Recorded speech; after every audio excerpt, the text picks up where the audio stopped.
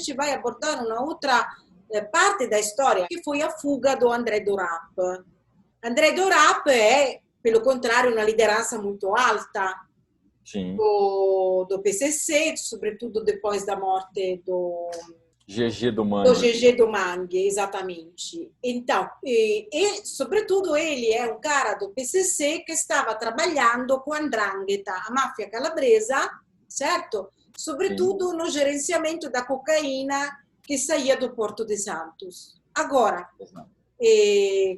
o que a gente sabe dessa conexão com a 'Ndrangheta? E você acha que a 'Ndrangheta ajudou ele logisticamente na fuga?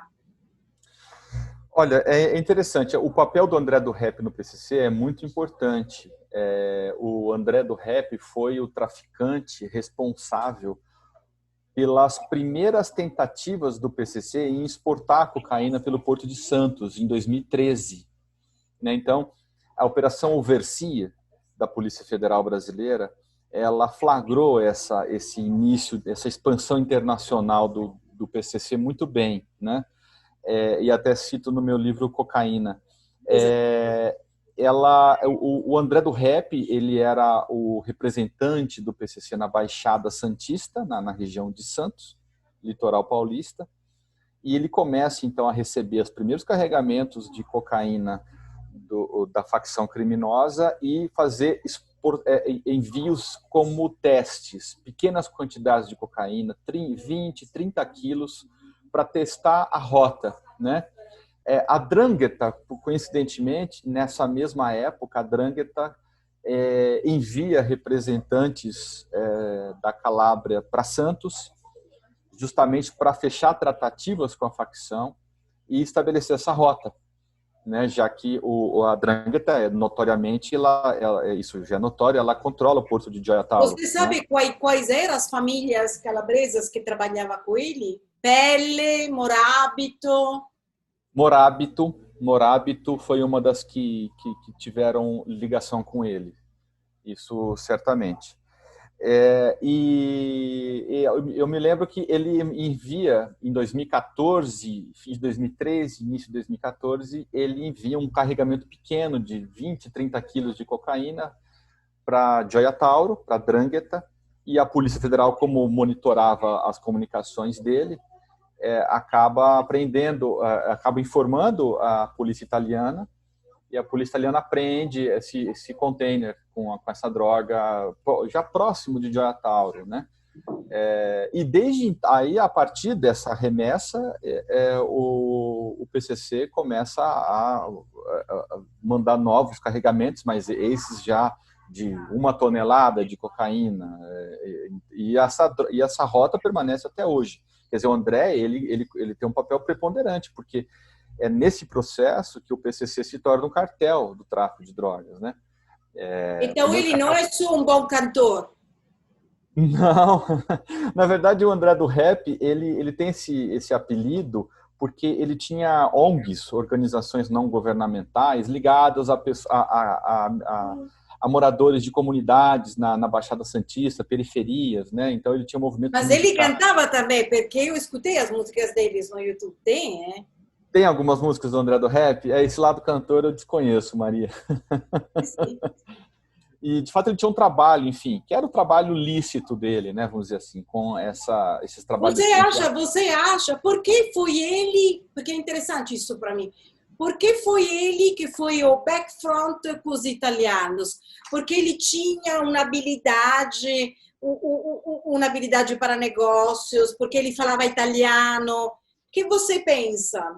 Não me consta que ele fala italiano. Essa comunicação, pelo que eu me recordo da Operação Aversia, essa operação com os italianos, essa comunicação com os italianos, ela não foi identificada. O que a Polícia Federal flagrou foram conversas em português entre os próprios membros do PCC no Brasil, citando a 'Ndrangheta, citando o interesse da 'Ndrangheta e, enfim, falando sobre a 'Ndrangheta. Porque ele, na verdade, ele já tinha escapado uma vez, ele escapou para a Holanda. E parece que na Holanda a 'ndrangheta é muito importante, ela é muito presente, a Holanda é outro lugar onde a droga da América do Sul Sim, chega. Você muito. acha que ele entrou em contato com a 'ndrangheta lá ou o contato foi feito aqui? Eu acredito muito que o contato foi feito aqui. A Drangheta veio para Santos e São Paulo e contactou o PCC no Brasil. Eu estou quase certo disso, assim, pela característica, porque havia a presença muito forte de membros da Drangheta naquela época, nesse eixo São Paulo-Santos. Né? Outras operações da Polícia Federal, inclusive, investigaram alguns clãs da Drangheta em atividade em Santos, e eu lembro da Operação Monte Polino, dessa mesma época da Overcia, que foi uma operação conjunta, inclusive, entre as polícias brasileira e italiana, justamente contra um dos clãs da Então Drangheta você que acha estavam no que Brasil. foram os dranghetistas que vieram para o Brasil? Sim. E não teve broker do PCC na Itália? Porque eu vi que, por exemplo, voltando ao Fernando, a planilha do PCC, você escreveu, acho que foi você que escreveu, ou saiu na reportagem na UOL, agora não lembro, que falou que na Itália foram identificados 2 membros do PCC operativos, ou seja, o PCC agora é... Sim, certamente, desde então, o PCC certamente tem representantes na Itália. Né? Não acredito que sejam muitos, Eram 2. Mas com certeza o PCC tem representantes na Itália em atividade franca. Né? Mas agora, ou seja, naquela época eram os calabreses que vinham para cá. Exatamente. Mas então, você acha que a ideia de usar o Porto dos Santos foi dos calabreses ou foi o PCC que propôs isso como estrutura logística? O PCC, até então, ele trazia cocaína dos países vizinhos, mas tinha a preocupação de vender a cocaína no mercado interno, sobretudo em São Paulo, capital, né? Claro que depois o PCC passa também a levar a cocaína para a Baixada Santista, mas com a preocupação de vender no mercado local. O André do Rep, ele tinha conhecido, como ele é nascido e criado na Baixada Santista, né, no Guarujá, Santos, ele tinha muito conhecimento dos funcionários do Porto de Santos. Ele tinha muitos conhecidos do Porto de Santos. Então, e ele corrompia parte desses funcionários para facilitar justamente o processo de exportação da cocaína. Então, por isso que o PCC utiliza o André. Ele já era, claro, faccionado, ele já era integrante da facção, e pelo conhecimento dele, pelas relações sociais que ele tinha em Santos, ficou fácil para o PCC entrar no Porto, e hoje o PCC domina o Porto. O PCC tem gente lá a serviço Teve também um PCC. homicídio, não? Recentemente? Foi matado um chefe do Porto mesmo. Sim, pois é. Mas então, ele não estava dentro da cúpula do PCC? Não na cúpula, mas assim, ele era ligado à cúpula, vamos dizer assim, diretamente. Ele estava talvez no segundo escalão do PCC, se assim é possível dizer, entende? Agora ele desapareceu porque ele fugiu. Sim. Isso faz quanto tempo? Um mês, acho. Um mês. Um mês. Porque lá tive... esse o dark side dessa história. Ele conseguiu fugir porque aproveitou da burocracia da justiça brasileira. Das falhas da justiça brasileira. Né? E onde ele está, segundo você, agora? Olha, a informação que eu tenho é de que ele está ou na Bolívia ou na África. Na África? Na África. O PCC tem estabelecido braços na África. Tanto é que o Fuminho, que era um grande traficante a serviço do PCC, foi preso em Moçambique. A gente conversou com você em abril, não é? Exato. Então o PCC já tem... onde? No Moçambique, no Sudão, na África do Sul? Possivelmente Moçambique, África do Sul ou Angola. Moçambique e Angola por conta da língua, e África do Sul porque é um hub importante para a exportação de droga para a Europa, inclusive. Né? Muita cocaína ela passa pela África do Sul para depois seguir para a Europa. Né? E você não acha que ele possa ser na Itália ou na Europa? Não. É possível também. Eu só não acredito no Paraguai, como muita gente fala. Ah, não, Você não provavelmente esteja no acredita? Paraguai. Não acredito. Por O quê? Paraguai tem sido um país complicado para o pessoal do PCC, porque o governo paraguaio tem sido um pouco, pela primeira vez talvez na história, o governo paraguaio tem sido um pouco duro com o combate ao tráfico, inclusive em cooperação com a Polícia Federal Brasileira. A gente tem visto muitas prisões de traficantes brasileiros no Paraguai. Então, não acho provável que o André do Rep esteja no Paraguai. Eu acredito mesmo que ele esteja. E a informação que eu tenho, inclusive, da ABIN é essa, de que ele esteja na Bolívia. A ABIN é a Agência Brasileira de Inteligência, Sim. né? De que ele esteja na Na Bolívia Bolívia ou na África? ou na África. Exato. Escuta uma coisa, só para terminar. A África, você sabe, hoje é um hub para todos e para tudo. Ou seja, também para tráfico de armas e tráfico de heroína. Sim. O tráfico da heroína, até hoje, o PCC parece que não participa. Não, não. Você acha que o fato que o PCC está se expandindo na África do Sul ou em Moçambique possa abrir portas também para... Porque muita heroína chega na África e vai para a Europa. E a heroína agora é um mercado fortíssimo na Europa. Fortíssimo. Tem jovens que morrem todos os dias por causa da heroína. Você acha, tem informações que o PCC possa começar na expansão dos seus negócios, a olhar também para o tráfico de heroína e fazer logística, por exemplo, para os italianos? Pois é, essa é uma boa pergunta, Maria. Realmente eu não tenho informação sobre isso. E eu acho que nesse primeiro momento o PCC, eu acho que talvez não seja muito do interesse do PCC o tráfico de heroína, porque esse tráfico ele é fora do território brasileiro. E a base do PCC, ao PCC interessa hoje ganhar dinheiro dentro do Brasil, sobretudo.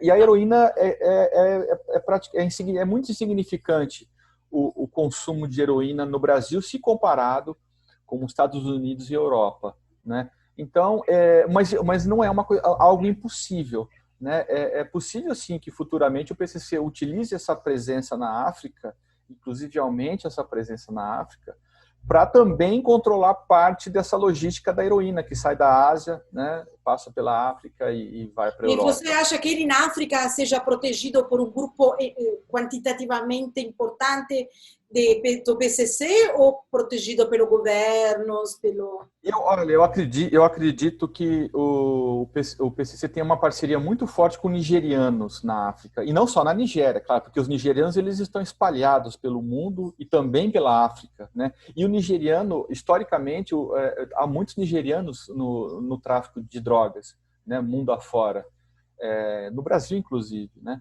E tanto que o Fuminho ele foi preso em Moçambique na companhia de 2 nigerianos, né? Então, eu acho que o PCC tem parcerias muito fortes com grandes grupos nigerianos que atuam no tráfico. Então, daí para o tráfico de heroína não é tão não é impossível, né?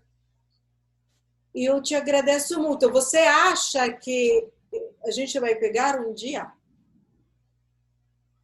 O que você diz? o André O Dourado? André vai demorar bastante. Vai demorar? Mas eu acho que vai pegar, acho que pega. A Polícia Federal brasileira, ela tem meios modernos hoje de se investigar. Claro. Tanto que chegou ao Fuminho, quer dizer, um traficante que há 22 anos foragido, né? E ele foi preso na África. Foi preso durante do Covid, então foi uma operação. Exatamente. E ele era o maior traficante brasileiro em atividade quando foi preso, né? O André não tem o poder do Fuminho como traficante, ele não tem a magnitude do Fuminho, né? Mas é um grande traficante, tem muitas conexões, ele conta com a proteção do PCC, isso, claro, conta muito, mas eu acho que mais cedo ou mais tarde ele vai ser preso, mas vai demorar um pouco, né? Essas pessoas, elas, enfim, têm N estratégias de contra-inteligência. Você acha que a Andrangheta tem interesse a proteger ele Talvez. Saído do Brasil. Possivelmente, possivelmente. E, com certeza ele tem contatos na Drangheta e é possível sim que a Drangheta o esteja protegendo. Não é nada. Até para o medo dele fazer revelações, se ser preso. Também, ele é um grande parceiro da Drangheta, né? Eu não sei como a Drangheta lida com essas questões de lealdade. Você sabe mais que eu. A Drangheta tem uma estrutura mais ligada ao sangue, à família. Então, o business, o negócio fica entre eles e os outros são instrumentos, são ferramentas para aperfeiçoar os negócios, mas a lealdade é muito entre eles. Então, mas é interessante porque eu acho que a África é o novo hub para as máfias do mundo todo.